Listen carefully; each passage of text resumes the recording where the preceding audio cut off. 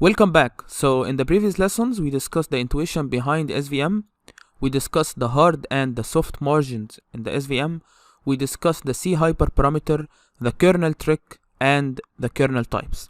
Now, let's start going into a hands-on experience, and we will start this with SVM with linear dataset, right? So let's start here.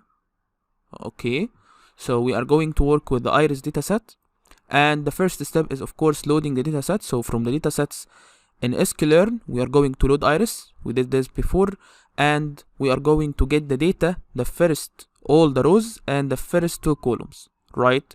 And after that, or the first column and the third column, right? We are going to import the first column and the third column, okay? And for y is basically iris.target, right? The labels.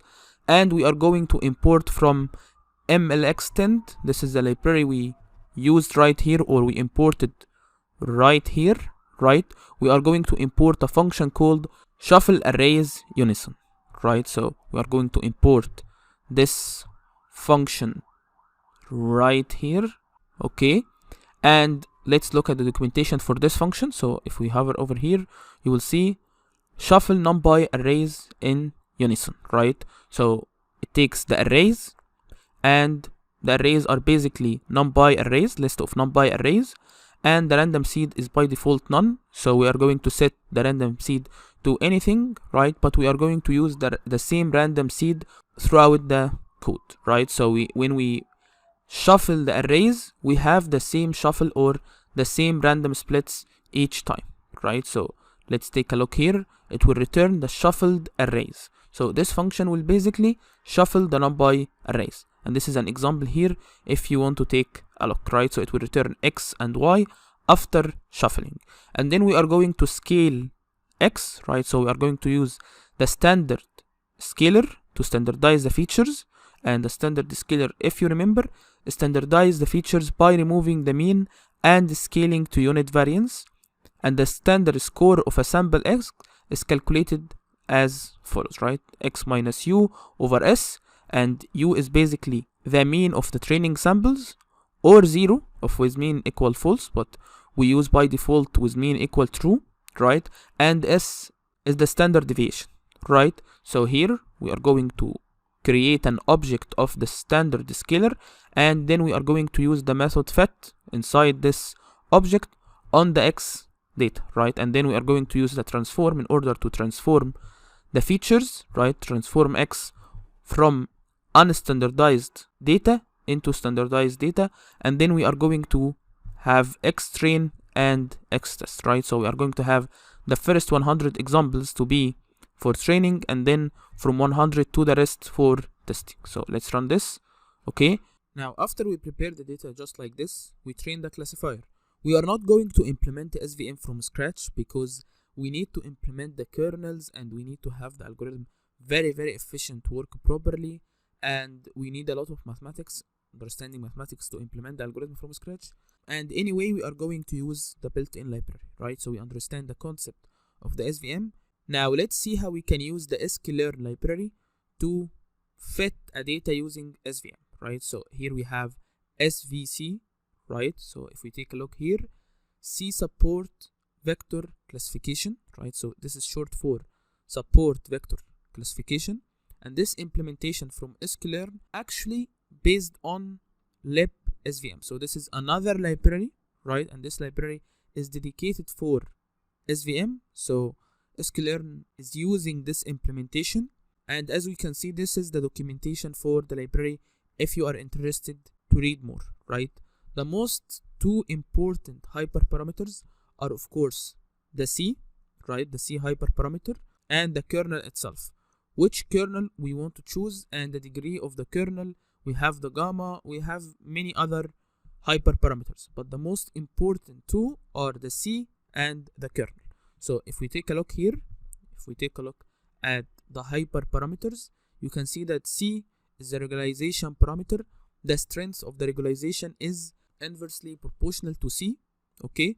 Must be strictly positive. The penalty is squared L2 penalty. By default, C is 1, right? And we can decrease this C or increase it depending on how much regularization we want. Okay, and we cannot really have it as negative. It should be at least 0, right? So it's 0 or more, and we know this from the constraints for the optimization function. And for the kernel, we have here the default one is RBF, right? Radial basis function, and we can use the linear, the polynomial, the RBF, the sigmoid, or pre-computed.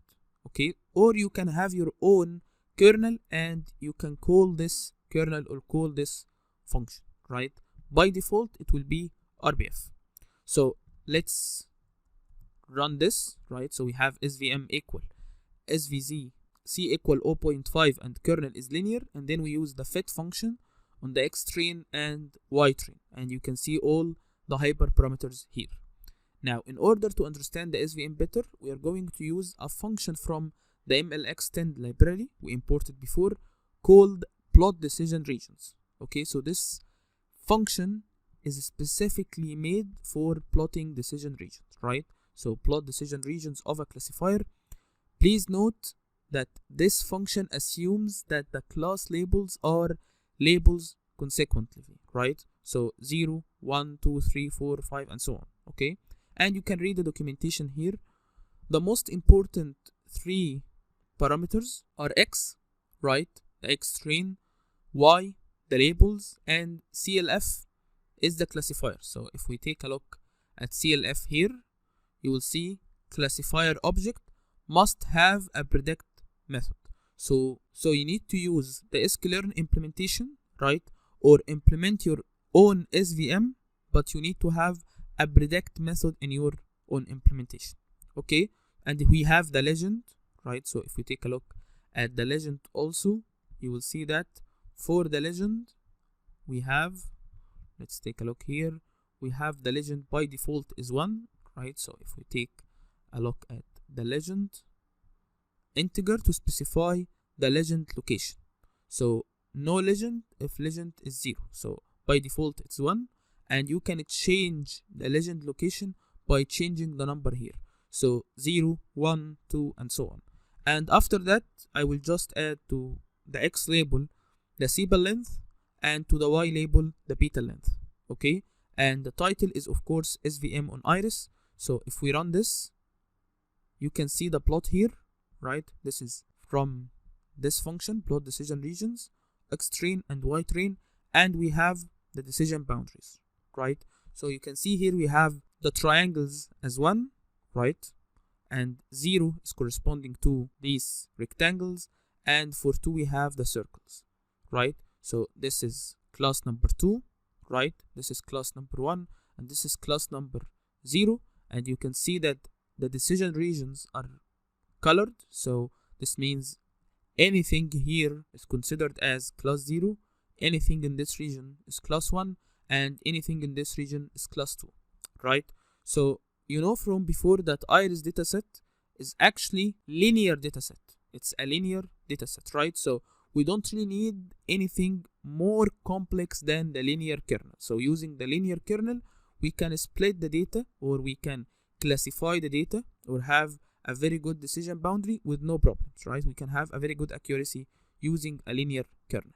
Now, if we try other different combinations, so here we are using grid spec, right? And we import from grid spec 2x2, so we want a 2x2 subplot, and here we change the figure size, right, in order to be more clear.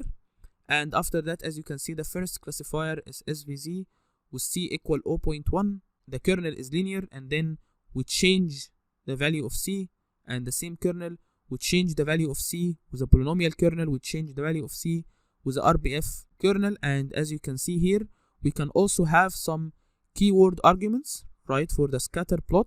So C equal 50, label equal test data, alpha equal 0.7. So you can take a look at this function, right, plot decision regions function, or the documentation, and see what we can change or optimize here in order to have a better visualization, right? So we have the labels. These are the labels.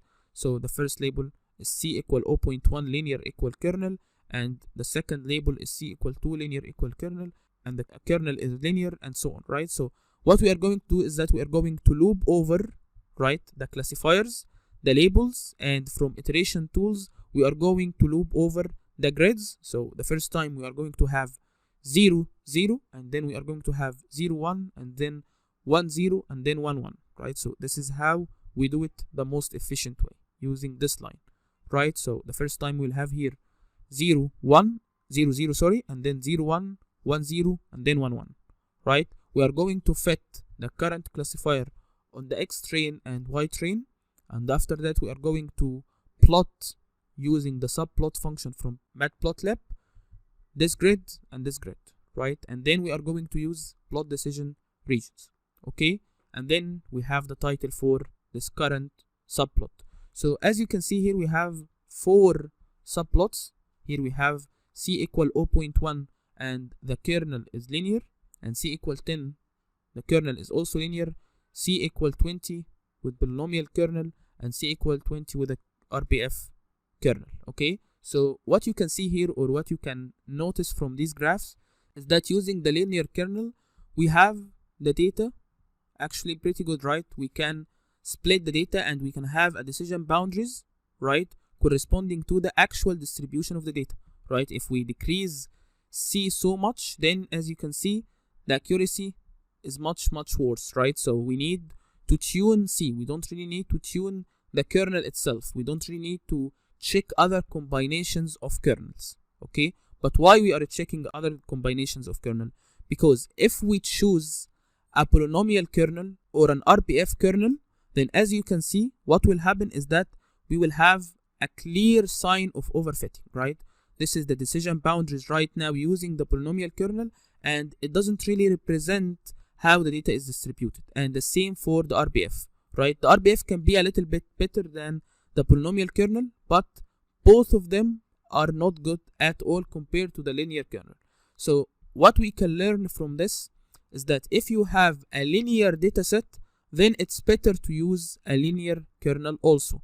It doesn't really make any sense if you have a linear dataset to use an RPF or a polynomial kernel, okay? So increasing, and we can see also that increasing C increases the bias, reduces the variance, so we become more tolerant to violations to the margin, so the margin will be wider, right? So if we increase C, right, you can see that the margin is wider.